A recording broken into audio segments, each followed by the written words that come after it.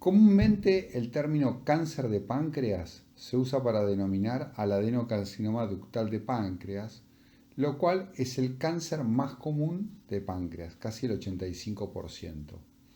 Esta neoplasia tiene como característica principal que se origina en el páncreas exócrino y que tiene alta letalidad. El resto de los tumores se origina en el páncreas endocrino, más o menos el 5% de ellos. Pero además de estos tumores, existen en el páncreas ciertas lesiones quísticas, llamados quistes pancreáticos, que tienen distinto potencial maligno, lo cual vamos a desarrollar durante la presentación que estamos realizando. El cáncer de páncreas, como hemos dicho, es el cáncer de alta letalidad. Es la cuarta causa de muerte por cáncer en Estados Unidos, es la segunda causa de muerte por cáncer digestivo, solamente segundo al cáncer de colon.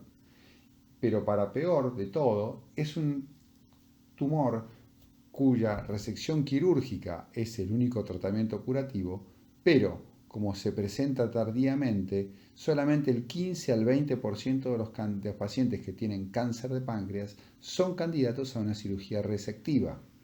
Y pese a que a los que son sometidos a una cirugía resectiva, el pronóstico es malo, teniendo una sobrevida 5 años del 25 al 30%, y si el paciente al momento de cirugía presentaba ganglios peripancreáticos, solamente el 10% sobrevive los 5 años.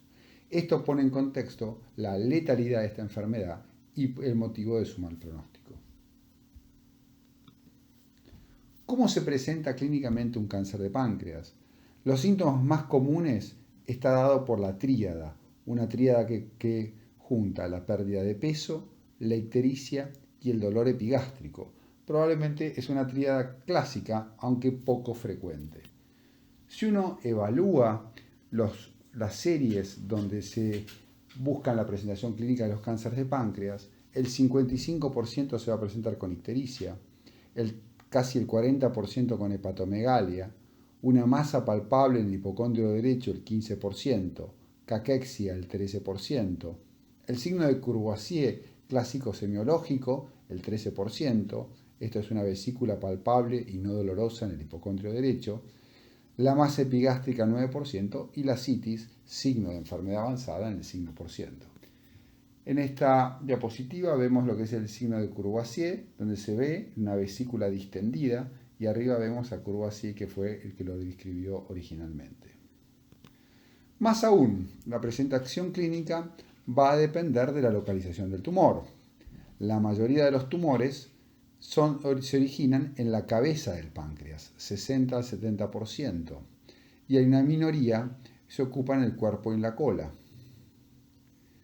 Comparado con la cola, los tumores de cabeza de páncreas generalmente son los que presentan ictericia, pérdida de peso y esteatorrea, ya que comprimen los conductos pancreáticos y la desembocadura de los líquidos biliares al tubo digestivo.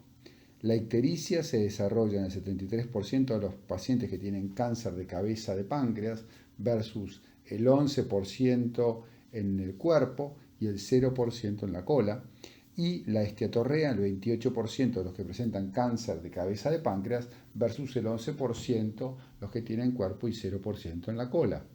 Por lo cual, la ictericia y la esteatorrea podemos decir que son mucho más comunes en los tumores de páncreas que se desarrollan en la cabeza de páncreas.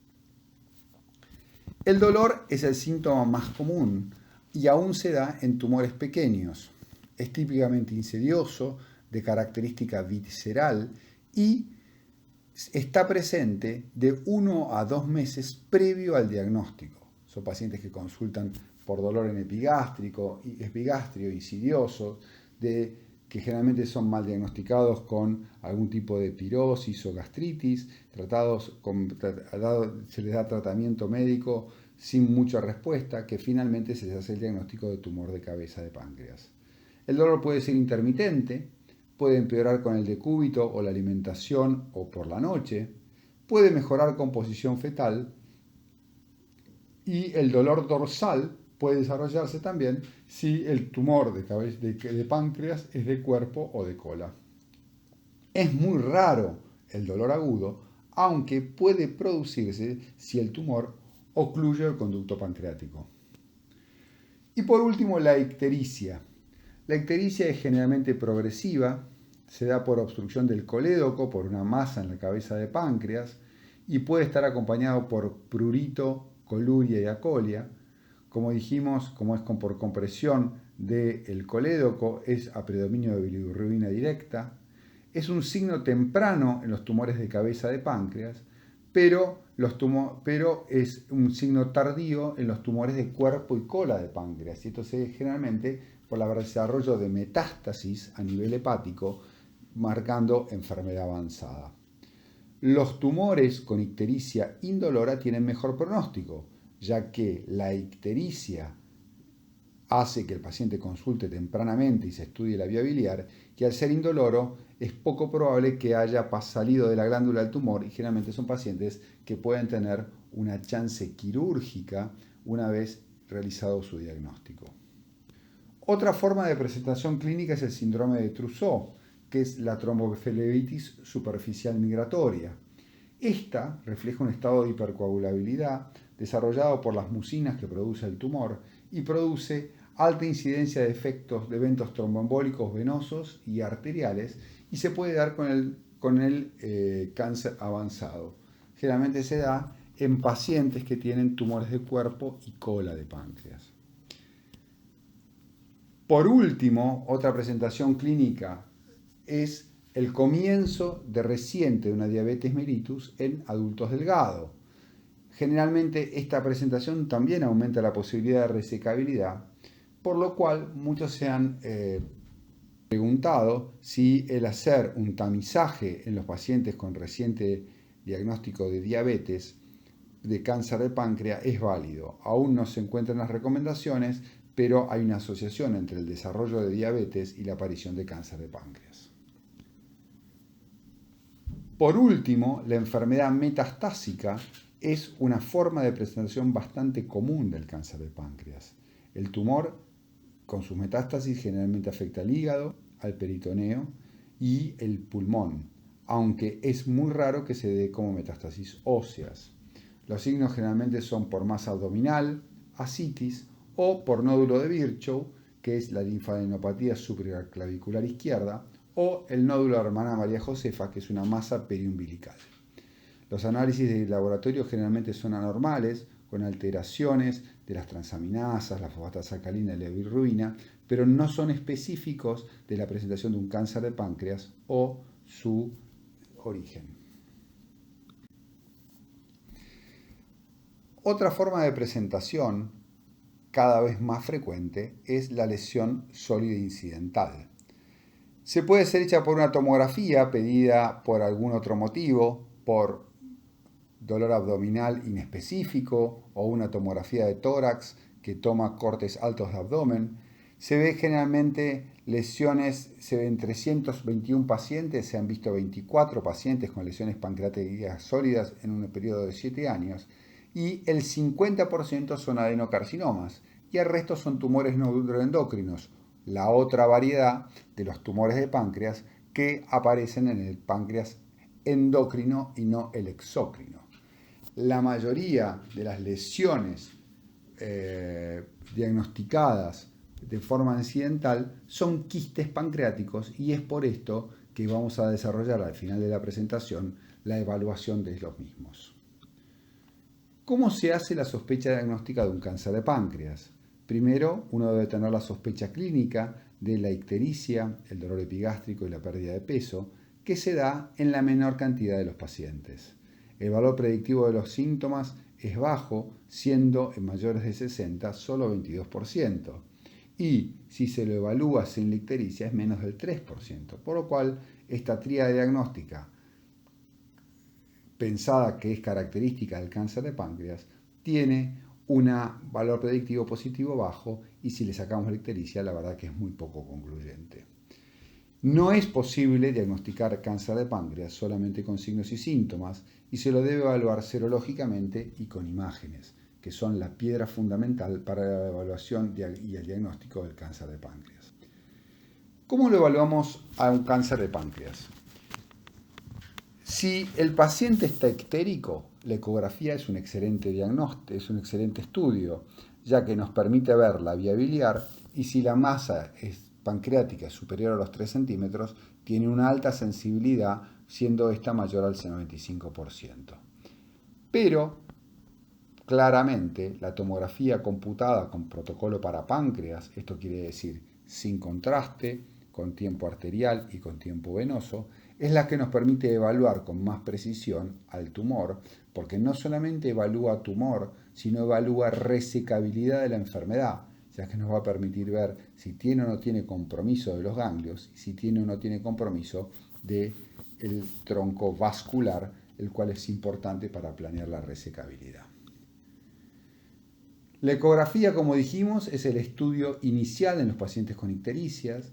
Lo vamos a ver una masa focal hipoecoica con márgenes irregulares y también nos puede, como dijimos, ver la vía dilatada que sugiera la presencia de una masa, aunque esta masa no sea vista por el estudio. La evaluación diagnóstica tomográfica es la evaluación que nos permite evaluar con mayor precisión el páncreas, donde el hallazgo más común es una masa dentro del páncreas, aunque también se puede ver toda la glándula agrandada cuando el tumor es difusamente compromete la glándula. La sensibilidad es muy alta en los tumores grandes y es óptima, como dijimos, en una tomografía con las 3 fases del contraste, siendo la sensibilidad entre el 90 y el 97%. Llega al 100% en los tumores más de 2 centímetros, pero baja al 77% en los tumores menores de 2 centímetros. El hallazgo típico es una masa hipodensa, poco definida, como se ve en estas imágenes, donde vemos una masa intrapancreática densa, poco definida, que vemos cómo capta el contraste el resto de la glándula. También tenemos evaluación serológica. Tenemos marcadores tumorales que nos permiten evaluar si esta lesión pancreática tiene algún componente. El CA19-9 es el marcador tumoral probablemente que nos ayude a acercar el diagnóstico a una presencia de una masa pancreática. La sensibilidad del CA19-9 es en 70 al 92% y la especificidad es de 68 al 92%. La sensibilidad es muy baja en aquellos tumores que son pequeños. En cambio, si es superior a 130, es probablemente el tumor irresecable. Pero el máximo valor que tiene es para el seguimiento. ¿Qué quiere decir esto? Si una masa pancreática tenía un CA19-9 y el paciente fue plausible de una resección quirúrgica, si el CA19-9 comienza a elevarse, quiere decir que el tumor está recaído. En cambio, si a los años de evaluación el CA19-9 se mantiene en valores bajos, quiere decir que el paciente no ha recaído. ¿Se debe biopsiar una masa pancreática? En realidad la biopsia es la forma de confirmar la presencia de neoplasia, que iba a ser obligatoria en aquellos pacientes que no son aptos para la cirugía o tienen enfermedad metastásica. Probablemente sea mucho más fácil biopsiar una lesión hepática de una masa pancreática que el mismo páncreas. Pero si la lesión se encuentra solamente en el páncreas y el paciente no es candidato, se puede biopsiar esta lesión pancreática. Generalmente la biopsia se hace guiada por ecografía, que nos permite ver bien la masa.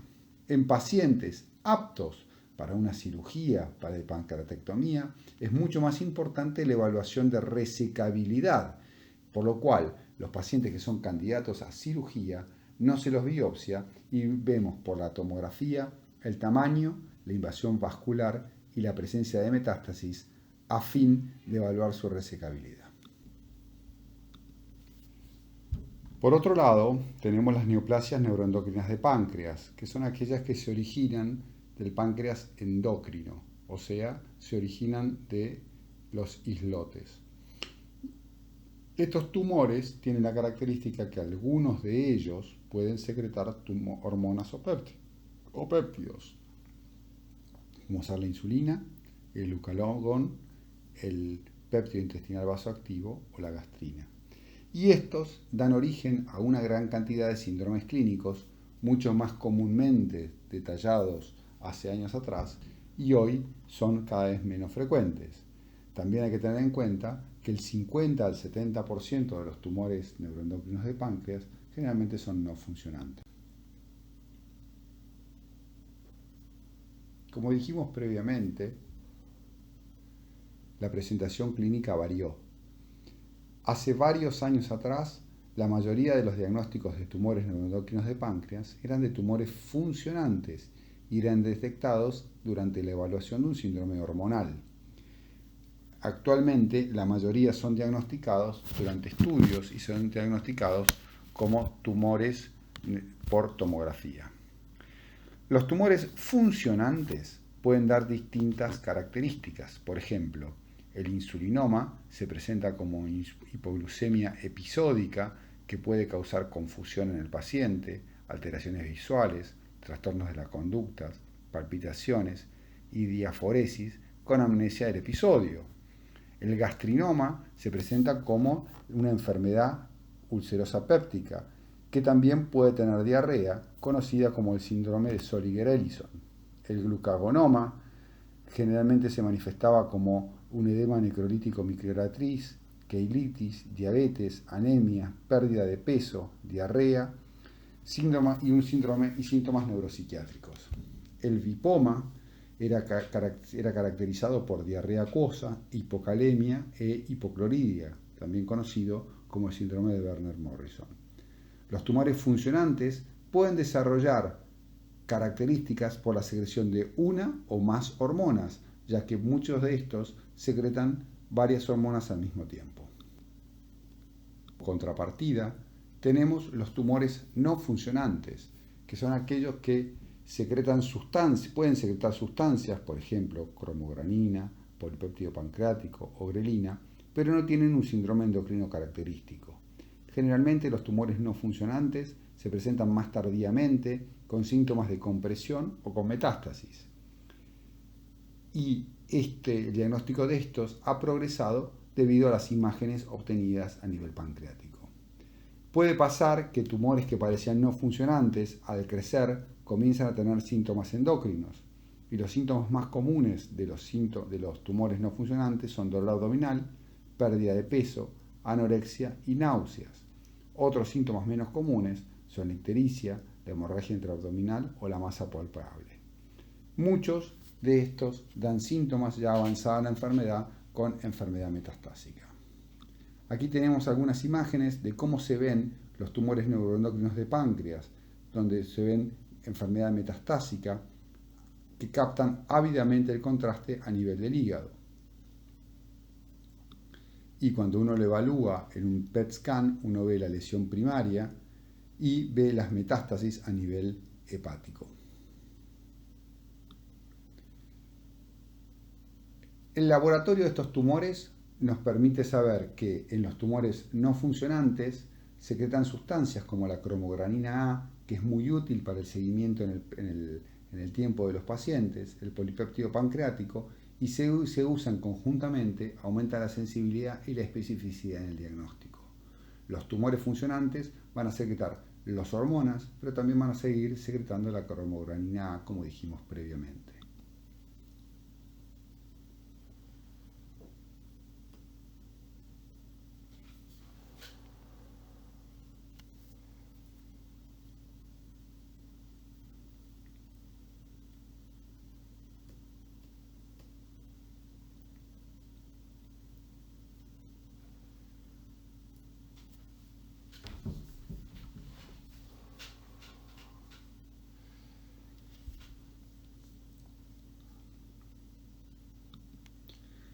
Por último, tenemos las lesiones quísticas de páncreas. Estas lesiones son generalmente hallazgos incidentales durante la realización de estudios abdominales.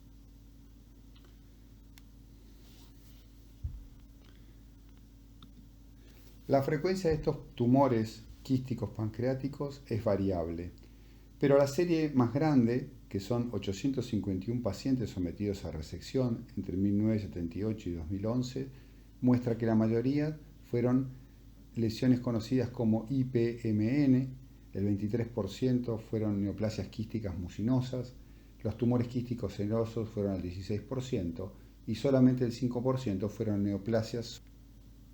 El mayor desafío frente a la presencia de lesiones quísticas de páncreas es detectar aquellas lesiones con potencial malignos y no estudiar aquellos que no tienen alto riesgo. Las lesiones que tienen mayor potencial maligno son las neoplasias quísticas mucinosas, las neoplasias papilares mucinosas intraductales y las neoplasias sólidas pseudopapilares. En general, el riesgo de malignidad es bajo, aunque la malignidad se asocia a tres características del quiste. Primero, el tamaño del quiste. Aquellos quistes mayores de 3 centímetros tienen mucho mayor riesgo de malignidad.